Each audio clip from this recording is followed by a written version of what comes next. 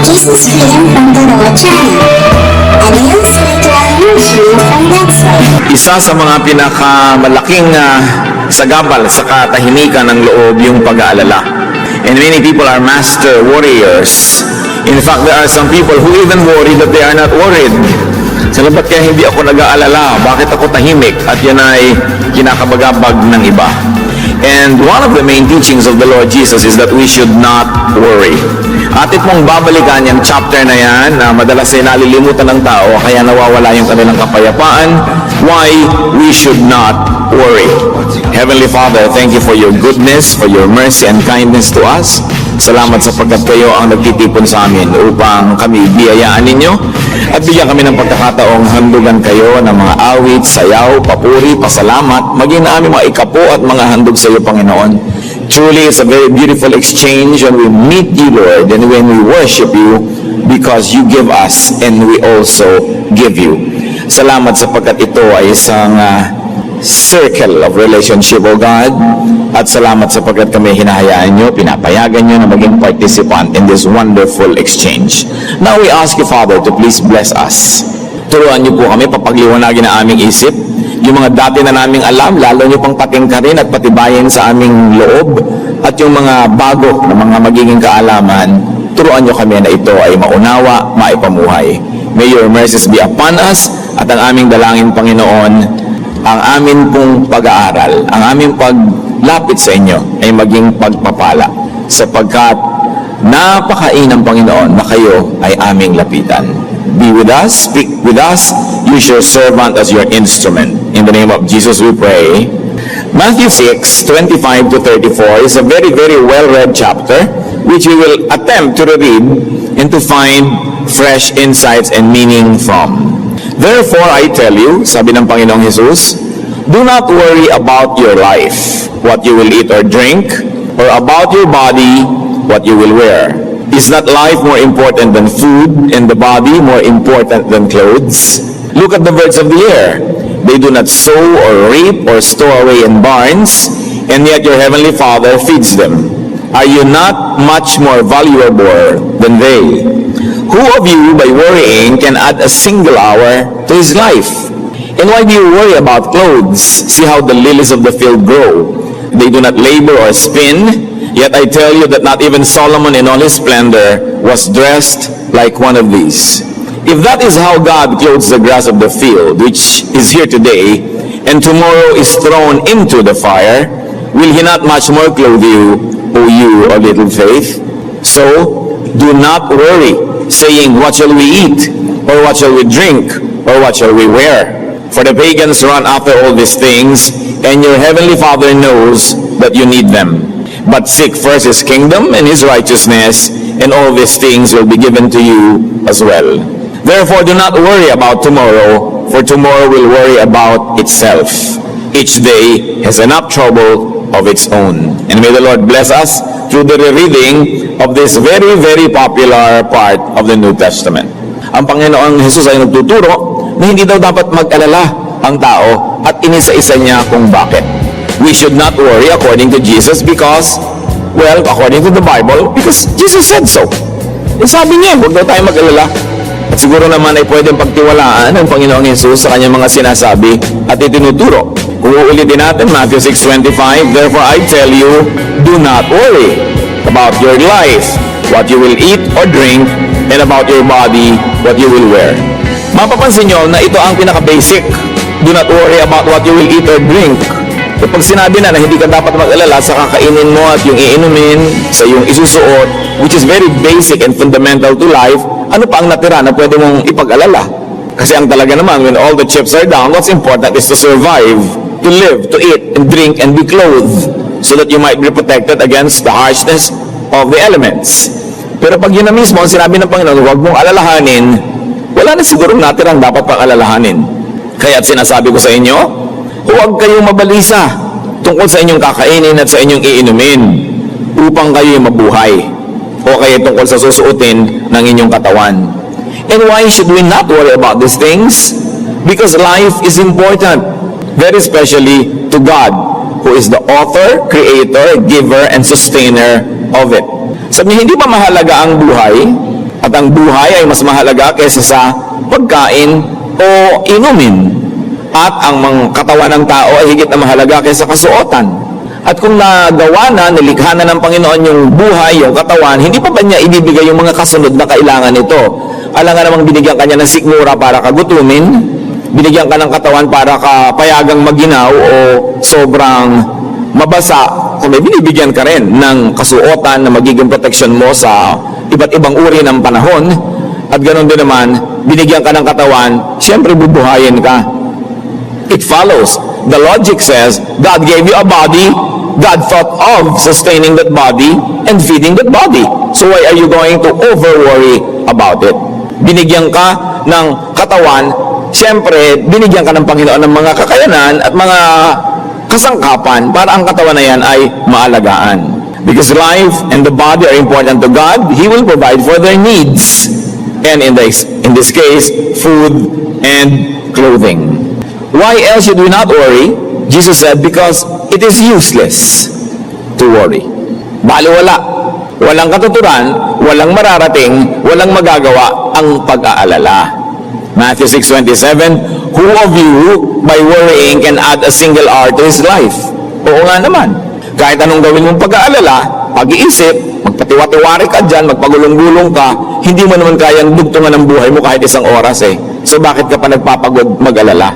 Sino sa inyo ang makapagpapahaba ng kanyang buhay ng kahit isang oras sa pamamagitan ng kanyang pagkabalisa?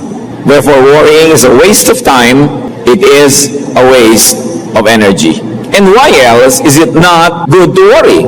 Because it is not appropriate for God's people to do so. Hindi bagay sa mga anak ng Diyos, sa mga nananalig sa Diyos, ang pag-aalala. Matthew 6:32, for the pagans run after all these things, and your heavenly Father knows that you need them. Hindi ba't ang mga hentil ang nababahala tungkol sa mga bagay na yan? Sabi ni Jesus. Alam na ng inyong Ama na nasa langit na kailangan ninyo ang lahat ng yan. So, mas matibay ang pananalig sa Diyos, mas kakaunti ang nagiging pag-aalala. At ang ganap na pananalig ay magiging ganap na kawalan ng pag-aalala. The two are inversely proportionate to each other. The more you believe, the less you worry. So the more you worry, it means that the less you really believe. Sabi, ganun lang ba yun? Naniniwala ako sa Diyos, therefore, hindi na ako mag-aalala. Therefore, miraculously or magically, magkakaroon ako ng pagkain, magkakaroon ako ng damit. May logic pa rin po yun. Hindi ganun lang yun. We should not worry because we should be busy with the truly important, with the truly positive and useful preoccupations. Sabi sa Matthew 6:33, but seek first His kingdom and His righteousness, and all these things will be added to you. Hindi naman lalaglag sa langit yung pagkain, hindi lalaglag mula sa ulap yung damit, yung inumin. Sabi niya, huwag kayong mag-alala sa kakainin, iinumin, isusuot. Yun lang walang pananalig ang gumagawa niyan. Kayo, dahil may pananalig, ang unahin ninyo ay ang pagharian kayo ng Diyos. Hanapin ninyo ang kanyang kaharian. Seek first His kingdom and His righteousness. Now, what does that mean? Apparently, the key to understanding the teaching of not having to worry is in this instruction. So, para hindi kayo mag-alala, unahin nyo munang hanapin ang kanyang kaluwalhatian at ang kanyang katwiran. So, ang taong naghahanap ng kaluwalhatian, ng kaharian, ng katwiran ng Diyos, ay hindi kailangan mag-alala. Bakit? Because seeking God's kingdom and righteousness, which means being godly and righteous, includes working. It includes doing fruitful things that answer our needs. Being godly, seeking God's wisdom, righteousness, means working, which in turn brings provisions. And when you work, and when you plant, and when you harvest from what you plant, you preempt worry. Magkakadugtong sila. Sabi, sa halip na mag-alala ka, itong gawin mo at tupagin mo na pagharian ka ng Diyos. Hanapin mo ang kanyang katuwiran. At maraming mukha ang katuwiran ng Diyos. Maraming anyo, kulay, ang paghahari ng Diyos sa buhay ng tao. At isa doon, yung tunay na pinaghaharian, yung tunay na naghahanap ng katuwiran ng Diyos, ay nagtatrabaho, masipag, nagtatanim. Now we see the connection. Sa halip na gugulin mo ang panahon mo, kaaalala, magtrabaho ka, gawin mo ang tama, magtanim ka, gumawa ka ng mabuti, sapagkat ang katarungan ng Diyos ang nangangako na ang mabubuting gawa ay magkakaroon ng gantimpala, na ang nagtatanim ay umaani. So sayang ang oras sa pag-aalala na wala ka namang ginagawa na fruitful and productive activity. So sabi niya, only pagans do that. Alala ng alala, tapos wala namang ginagawa. Nag-aantay ng magic, nag-aantay ng himala. Ang tunay na himala ay hindi biglang may tumubong halaman sa garden mo. Ang himala ay binungkal mo ang lupa, tinaniman mo ng buto, dinilig mo, inalagaan mo, at pinalaki ng Diyos. Iyon ang himala. May participation ka. Hindi ka lang antay ng antay, tapos worry ka ng worry. Diyos ko, nag-worry po ako, bigyan niyo po ako, bigyan niyo po ako. Ang tanong ngayon, nagtanim ka ba? Sapagkat ang tao na naghahanap ng katwiran ng Diyos, magiging abala sa paggawa ng tama, sa paggawa ng mabuti. Sa halip ngayon na pag-aalala tungkol sa kinabukasan ng laman ng kanyang isip, excited siya dahil darating na ang harvest. Jeremiah 29:5, build houses and settle down, plant gardens and eat what they produce. We see here the connection. Build houses, then settle down. Una, gumawa ka muna, magtayo ka muna ng bahay, tapos tirhan mo, manahimik ka. Magtanim ka, magbungkal ka, at pagkatapos kumain ka ng bunga ng iyong itinanim. 2 Corinthians 9:6, remember this, whoever sows sparingly will also reap sparingly, and whoever sows generously will also reap generously. Ang maraming itinatanim, maraming aanihin. Ang konti lang itinatanim, konti lang ang aanihin. Ang lahat ng pagsisikap ay may gantimpala. Colossians 3:23-24, whatever you do, work at it with all your heart, as working for the Lord, not for men, since you know that you will receive an inheritance from the Lord as a reward. It is the Lord Christ you are serving. So ano man daw yung ginagawa, saan ka man napalagay na larangan ng buhay, kung ano man yung ginagawa mo, pagbutihin. Ituring mo na worship ang ginagawa mo pag ikaw'y nagtatrabaho. At ang Panginoon, na author of work, di ba siya ang may sabi, 6 days you shall labor and do all your work. Siya ang may utos na magtrabaho tayo eh. At nung bumukas ang tabing ng Biblia sa Genesis, ang inabutan nating Diyos sa entablado ay Diyos na nagtatrabaho, lumilikha, gumagawa. So ang pagsamba sa Kanya ay hindi lang pagtataas ng kamay at pagsasabi ng hallelujah, pagsayaw-sayaw, pagkanta-kanta, sa bagamat pagsamba yon sa isang official program.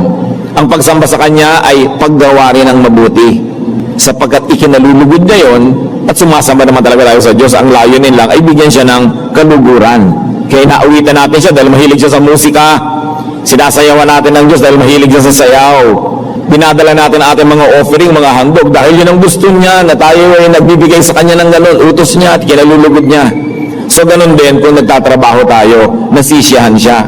So ang sinasabi niya, pag nagtatrabaho ka, ang busy-busy mo na, nauubusan ka ng oras mag-alala. Pagod ka na eh. At kung may maiisip ka man, matapos ka magtanim, ang iniisip mo na, hindi yung naku, magugutom ako bukas, kundi bukas may aanihin ako. On that merit, and because of that, Jesus says, don't worry. Tandaan natin mga kapatid John, hindi lang basta sinabi ng Lord na don't worry. Merong kakambal, seek first His kingdom and His righteousness, and you don't have to worry. And let me be emphatic, working, planting is part of seeking God's righteousness. It is participating in God's economy. Pati nga si Paul, sabi niya, if anyone does not work, let him not eat. You want to participate in the eating part, you participate in the working part. That's how God's economy works. You participate, may tanim ka. And if you worked well, if you took care of today, tomorrow would be all right. Tomorrow would take care of itself. If you kept on doing your best, well, it's not always true that the best will happen to you, but one thing is sure, the worst won't happen to you if you keep doing your best. And you increase your opportunity and chances at getting what is good for you by increasing your planting. Kaya ang sabi sa Matthew 6:34, therefore, do not worry about tomorrow, for tomorrow will worry about itself. Each day has enough trouble of its own. Kaya nga huwag niyo ikabalisa ang para sa araw ng bukas. Dahil ang bukas ang bahala sa sarili nito. sapat na ang iyong mga suliranin sa bawat araw. At anong po problemahin sa araw na ito? Magtanim, magtrabaho. Pag ginawa mo yon, inatupag mo yung ngayon, huwag mo nang problemahin yung bukas. Pagdating ng bukas, may harvest ka. Kaya sabi, huwag mong isipin yung bukas. Ang isipin mo, yung ngayon.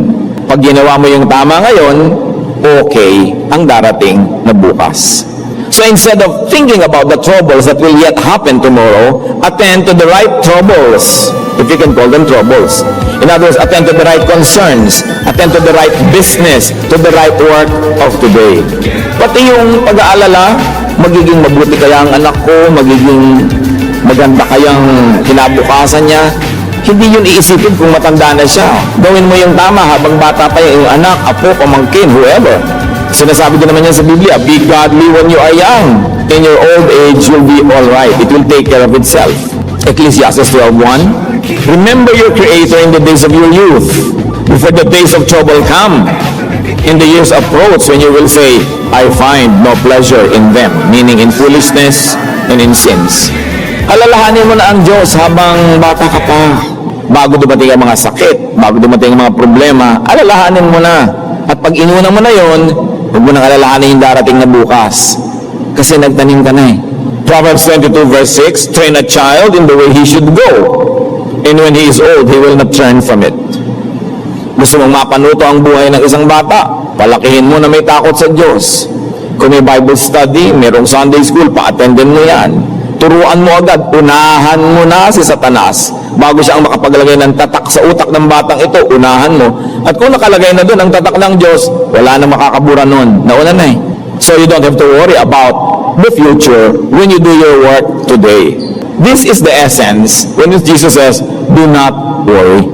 Marami dyan nag-aalala, paano kaya ako magre-retire? Paano kaya ako pag nag-old age? Paano kaya ako magpapagamot ng mga sakit ko? Eh di habang malakas ka pa ngayon, gumawa ka na ng paraan, magtanim ka na ng mabuti, mag-save ka. Marami naman paraan ng savings eh. One, literally, maghulog ka sa alkansya. Mag-save ka sa bangko. Meron pang isang paraan, mag-invest ka. Magtanim ka. Mas maraming increase pagka meron kang pagtatanim kaysa deposit ka lang ng deposit sa bank. O kaya, gumawa ka ng mabuti sa tao. Kasi ang tao din naman na ginagawa mo ng mabuti, maaalala ka rin naman nun. Kung inalagaan mo siya, alagaan ka rin niya, minahal mo siya, mamahalin ka rin niya. So, parang yun ang investment that loves back. May human face. Investment pa rin yun. Pero yung para hindi ka magtanim ng ganyan, wala ka man lang savings, ubos ng ubos lahat, wala ka rin binigyan, wala ka rin ginawa ng mabuti, eh mag-alala ka talaga sa future. Mag-isip ka. When you burn your bridges behind you, eh mag-alala ka sa future. Nung mga magkakapatid pa kayo, mga binata dalaga, inaway mo na lahat yung mga kapatid mo, mag-alala ka. Pinapalaki mo yung anak mo sa kalupitan, pinalaki mo na hindi mo minahal, hindi mo malang tinaniman ng mabuti, eh mag-alala ka nga, baka mamaya manigas ka pagtanda mo, hindi ka niya damputin. Pero pag ginagawa mo ang tama, sabi ni Jesus, huwag ka nalang mag-alala. Kasi ginawa mo na yung tama. Ipasa Diyos mo ang magiging bunga nun. Kasi wala rin namang mararating ang pag-aalala. Plant now and harvest tomorrow. Parang paulit-ulit na yata ako, pero dapat yata paulit-ulitin yan. Dahil paulit-ulit na naman nag-aalala ang tao. Never burn bridges behind. Huwag kayo nakikipagkagalit kahit ganino. You will never know. Kailangan mo pala yung kidney niya. Pagdating ng panahon, yung kidney mo nag-deteriorate, ang kamatch mo lang, kagalit mo pa.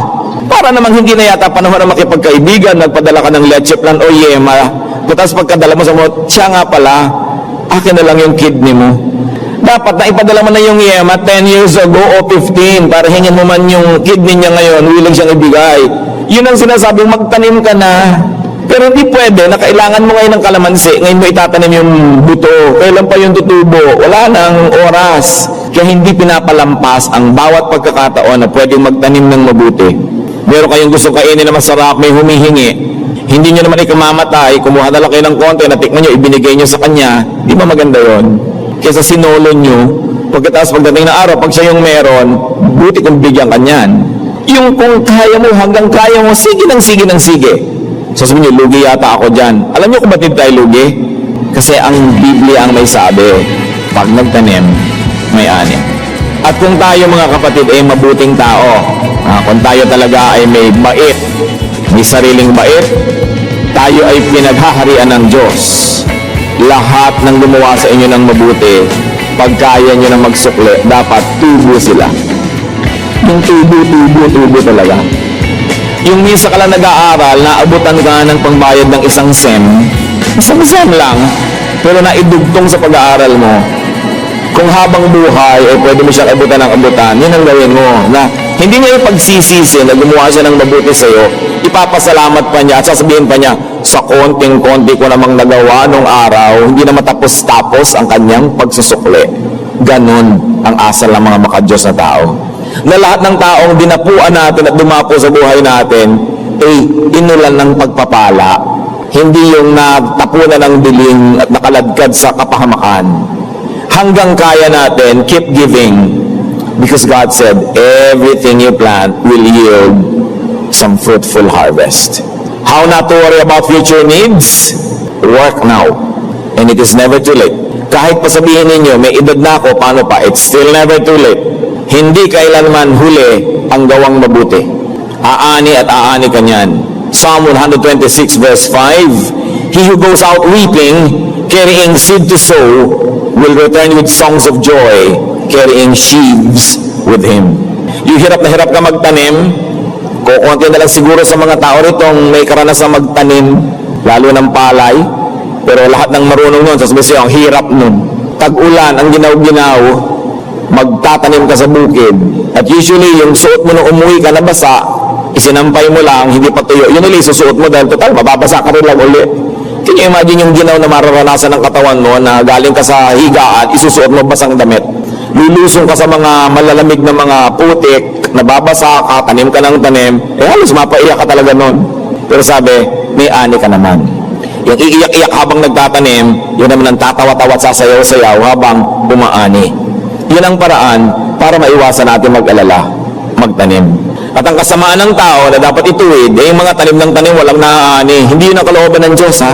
Ang kalooban niya, lahat ng nagtatrabaho, may parte sa kita. That's why our feudal agricultural system is the root of many inequities in our society. Many inequalities and problems. Because some landlords are so greedy, sila na lamang yung nag-harvest. Samantalang hindi sila yung literally nagtatanim. Yun ang mali, ayaw ng Diyos nun. Kaya kung ang lahat ay makikinig sa utos ng Diyos, landlord and tenant, yung kapitalista at yung manggagawa, titino ang mundo. Kaya talagang yung pa rin mga katuruan ng Panginoon ang solusyon maging sa mga problema ng ating lipunan sa ngayon. Anong sinasabi tungkol sa babaeng huwaran? Trabaho siya ng trabaho. Nagtatanim siya, bumibili siya ng lupa, pinapatamnan niya, namumuhunan siya, nananahe, nagbuburda, nagde-deliver ng mga tinahe, nababayaran siya, nangangalakal, nagbibigay sa kawang gawa. Yun daw gumagawa nun. Sabi sa Proverbs 31:25, she is clothed with strength and dignity. She can laugh at the days to come. Pwede siyang tumawa-tawa at pagtawanan niya ang mga darating na mga gastusin kasi nagtrabaho na siya, nagtanim na siya, namuhunan na siya, kayang-kaya niyang magbayad. She can laugh at the days to come. So for us, we worry a lot about many things. Ang pinag-usapan pa lang natin dito, pagkain, damit, pero pwede nating extend yan sa lahat ng pangangailangan sa buhay. Don't worry, because we should work instead of worry. We should do what is doable, believe in God, pray, and trust in God's perfect goodwill. Worry is a bad habit. Isang hindi magandang sakit.